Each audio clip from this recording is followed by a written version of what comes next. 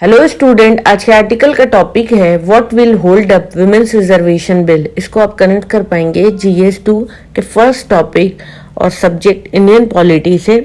Indian constitution, historical underpinnings, evolution, features, amendment, significant provisions and basic structure. Basically आज का article revolve करेगा around women reservation bill और इसमें क्या चीजें हैं, क्या डिलिमिटेशंस इसमें लगाएंगे, क्यों ये अभी से नहीं अप्लाई होगा, मतलब अपकमिंग इलेक्शन जो कि 2024 नेक्स्ट ईयर है, और इसके पहले क्या कोई अटेम्प्ट किया गया था, इस बिल को लाया गया था, एक्ट बनाने की कोशिश की गई थी। तो इसके ये अराउंड आज का आर्टिकल रिवॉल्व करेगा। क्यों बहुत सालों से डिले कर रहा था, ये बिल इम्प्लीमेंट नहीं हो पा रहा था, कब सेंसस होगा, कब डिलिमिटेशन एक्सरसाइज होगी, क्या इसकी कोई टाइमलाइन है, क्यों पार्टी डिमांड कर रही है सब कोटा विमेन के लिए जो अदर बैकवर्ड क्लासेस OBC से हैं। हिस्टोरिक मूव है इंडिया के लिए जब पार्लियामेंट में पास हो गया कॉन्स्टिट्यूशन 128 अमेंडमेंट बिल, जिसे कॉमनली कहा जाता है विमेन रिजर्वेशन बिल। इस बिल की हेल्प से अब विमेन को 33% रिजर्वेशन मिलेगा लोकसभा और स्टेट लेजिस्लेटिव असेंबली में। 21 सितंबर को इस बिल ने राज्यसभा में सारे ही मेंबर का वोट ले लिया और लोकसभा में लगभग सारे मेंबर्स का वोट इसे मिला।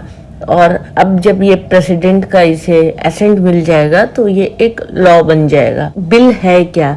नारी शक्ति वंदन अधिनियम इस बिल का नाम है और ये प्रोवाइड करेगा reservation 1/3 of all seat women के लिए लोकसभा, स्टेट लेजिस्लेटिव असेंबली और दिल्ली में। और ये अप्लाई होगा सीट्स के लिए जो रिजर्व होंगी schedule caste, SCs and schedule tribes STs Lok Sabha में और स्टेट लेजिस्लेटिव असेंबली में। ये सीट रिजर्व की गई है विमेन के लिए और ये रोटेट होगी हर डिलिमिटेशन एक्सरसाइज पर। ऑपोजिशन क्वेश्चन कर रही हैं कि क्यों इसे लिंक कर दिया गया है विमेन रिजर्वेशन बिल को पीरियोडिकल डिलिमिटेशन एक्सरसाइज से। इसका मतलब ये है कि लंबे टाइम के लिए इस बिल को डिले कर दिया गया है। जब कोटा आएगा फोर्स में, डिलिमिटेशन या रीएडजस्टमेंट किसे कहते हैं? डिलिमिटेशन या रीएडजस्टमेंट कहते हैं टेरिटोरियल लिमिट जब लोकसभा या असेंबली कॉन्स्टिट्यूएंसी की चेंज होती है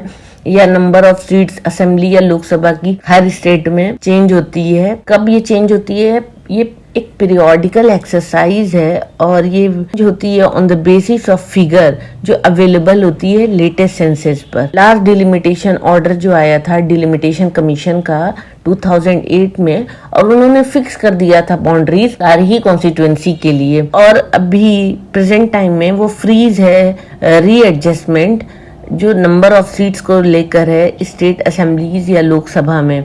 2002 में आर्टिकल 82 आया था जिसमें अमेंड कर दिया गया था कि जरूरी नहीं है कि रीएडजस्टमेंट किया जाए एलोकेशन ऑफ लोकसभा कॉन्स्टिट्यूएंसी के लिए स्टेट वाइज या डिवीजन किया जाए हर स्टेट का कॉन्स्टिट्यूएंसी में तब तक जब तक फर्स्ट सेंसस नहीं हो जाता है 2026 के बाद। तो इससे क्लियर हो जाता है कि जो भी विमेन रिजर्वेशन बिल है वो अपकमिंग इलेक्शन में नहीं लगेगी। मेन इशू अब क्या उठ रहा है? इसका मतलब ये हो गया कि विमेन का जो कोटा है वो इम्प्लीमेंट नहीं होगा अंटिल 2031 क्योंकि सेंसस फिगर अभी अवेलेबल नहीं है और डिलिमिटेशन तभी पूरा होगा। अभी सेंसस भी नहीं है और ना ही डिलिमिटेशन होगा 2026 से पहले। 2026 के बाद सेंसस काउंट करेंगे, उसका सेंसस काउंट करेंगे और उसी के बाद का डिलिमिटेशन भी। डेकेडल जो सेंसस होता है हर 10 साल पर 2021 में नहीं हुआ क्योंकि कोविड-19 पेंडेमिक था। उससे पहले 2011 में लास्ट सेंसस हुआ था, लेकिन अभी ये कंडक्ट होगा। होम मिनिस्टर अमित शाह का कहना है, उन्होंने पार्लियामेंट में कहा कि सेंसस और डिलिमिटेशन एक्सरसाइज जनरल इलेक्शन के एकदम बाद ही होगी और वो ड्यू है 2024 में जब इलेक्शन होगा उसके बाद। इसका मतलब ये है कि विमेन रिजर्वेशन बिल पॉसिबल नहीं है कुछ सालों के लिए एटलीस्ट, हम ये आराम से कह सकते हैं। दूसरा इशू जो अपोजिशन ने उठाया, कंसर्न उनका ये था कि सब कोटा क्यों प्रोवाइडेड है विमेन के लिए जो अदर बैकवर्ड क्लासेस हैं, OBCs हैं। ऑलरेडी रिजर्वेशन प्रोवाइड किए जा रहा है एससीज और एसटीज को लोकसभा और स्टेट लेजिस्लेटिव असेंबली में, तो कोई जरूरत नहीं थी कि सेपरेट रिजर्वेशन दिया जाए ओबीसीज को, जो कॉन्स्टिट्यूट करते हैं मोर देन 40% पॉपुलेशन में। 2 मेंबर लोकसभा के इस बिल को अपोज किए, वो हैं असदुद्दीन ओवैसी और सैयद इम्तियाज जलील। दोनों ही AIMIM पार्टी से हैं और इन्होंने अपना ग्राउंड दिया अपोज करने का कि सेपरेट कोटा ओबीसी के लिए होना चाहिए और मुस्लिम वुमेन के लिए, क्योंकि ये दोनों ही कम्युनिटी पार्लियामेंट में अंडर रिप्रेजेंटेटेड हैं और लेजिस्लेटिव असेंबली में। ये इस बिल का ग्राउंड कहाँ से अगर हम देखें तो जब 73rd और 74th अमेंडमेंट आया था कॉन्स्टिट्यूशन का 1993 में, इसने ग्राउंड प्रिपेयर कर दिया था विमेन रिजर्वेशन बिल का। इस 2 अमेंडमेंट की हेल्प से पंचायत में और अर्बन लोकल बॉडीज में विमेन रिजर्वेशन आया था और वहाँ पे नेसेसरी कर दिया गया था, मैंडेट कर दिया गया था कि 1/3 रिजर्वेशन हो विमेन के लिए इन बॉडीज में। 2006 में बिहार पहला स्टेट था जिन्होंने अपने लोकल बॉडीज में 50% रिजर्वेशन रख दिया विमेन के लिए पंचायत बॉडीज में। और अभी प्रेजेंट में मोर देन 20 ऐसे स्टेट हैं जो 50% रिजर्वेशन प्रोवाइड करते हैं विमेन को पंचायत लेवल पर। और भी बहुत सारी स्टडीज हुई हैं कि कैसे रिजर्वेशन हेल्प कर रहा है विमेन के ग्रेटर रिप्रेजेंटेशन को पॉलिटिकल बॉडीज में, और वो इन्फ्लुएंस कर रही हैं पॉलिसी मेकिंग में। 2001 के पेपर जो राघवेंद्र चट्टोपाध्याय और डफलो का था, उन्होंने अपनी स्टडी में बताया कि किस तरीके से इम्पैक्ट कर रहा है विमेन लीडरशिप पॉलिसी डिसीजंस में वेस्ट बंगाल में। और उनकी फाइंडिंग थी कि विमेन इन्वेस्ट ज्यादा करती हैं इंफ्रास्ट्रक्चर में और वो डायरेक्टली रेलेवेंट होता है जो विमेन रूरल विमेन की नीड होती है, लाइक वाटर, फ्यूल, रोड। और उन्होंने कहा कि विमेन ज्यादा लाइकली होती हैं पार्टिसिपेट करने में पॉलिसी मेकिंग प्रोसेसेस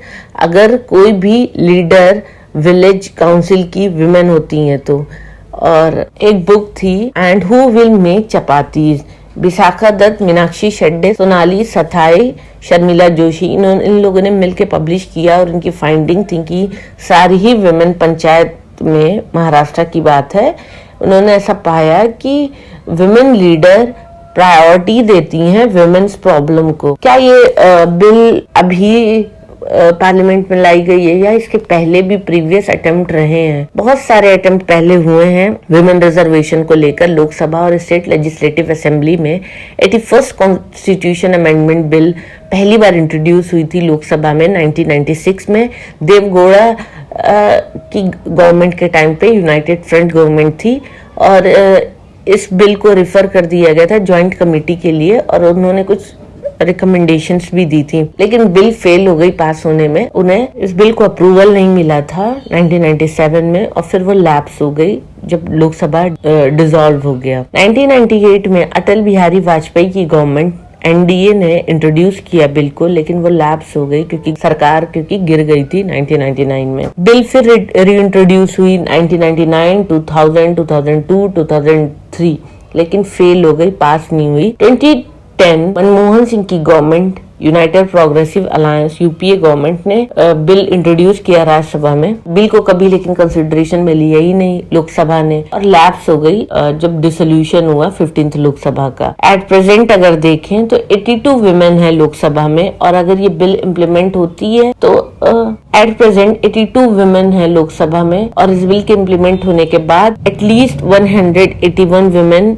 लोकसभा में होंगी और शेयर विमेन का इंक्रीज हो जाएगा लेजिस्लेटिव असेंबली में भी। और अभी लेजिस्लेटिव असेंबली में लेस देन 10% ही विमेन रिप्रेजेंट कर रही हैं 20 स्टेट या यूनियन टेरिटरीज में। ये बिल काफी अच्छी है विमेन के लिए और जो विमेन पॉलिटिक्स में जाती हैं और विमेन रिप्रेजेंटेशन के लिए। और जो फ्यूचर में पॉलिसीज होंगी, अगर विमेन का पार्टिसिपेशन होगा तो पॉलिसीज विमेन की बातों को ध्यान में रखकर भी किया जाएगा और ऐसी कुछ फाइंडिंग्स में ऐसा देखा भी गया है, ऐसा पाया भी गया है। काफी अच्छा मूवमेंट है विमेन के लिए और इंडिया एज ए होल के लिए। Thank you for watching my video. Please share, like and subscribe.